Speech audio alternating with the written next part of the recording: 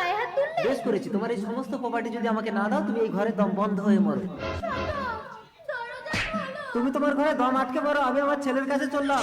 লক্ষ্য, বাবা তুই বাড়ি আছিস? আরে বাবা, এতদিন কোথায় ছিলে? এই কই গো, বেরিয়ে এসো, বাবা এসেছে। বৌমা, থাক থাক থাক, দেখি দেখি দেখি মুখটা দেখি। ও তুই বটিটা কই? দাঁড়াও দীক্ষা, শোনো, ওটা আমার বাবা।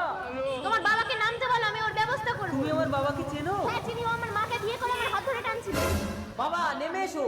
নামছি বাবা, তুই আগে মা দুর্গাকে শান্ত করো, তো অসুখ বধ করে দেবে। শান্ত হও দীক্ষা।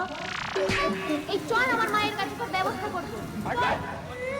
মা, দীক্ষা এটা কি জামাই? তোরা বাড়ি যা, আমি যাচ্ছি। কি ব্যাপার স্যার, আপনি আমাদের ঘর সিল করছেন কেন? এই করে সে আসা, তোমার মা বন্ধ করে তোমার মারা গেছে, বডি থানায় আছে, নিয়ে যাও। চলো, তোমার মা মারা গেছে? তাহলে ওটা কে ছিল?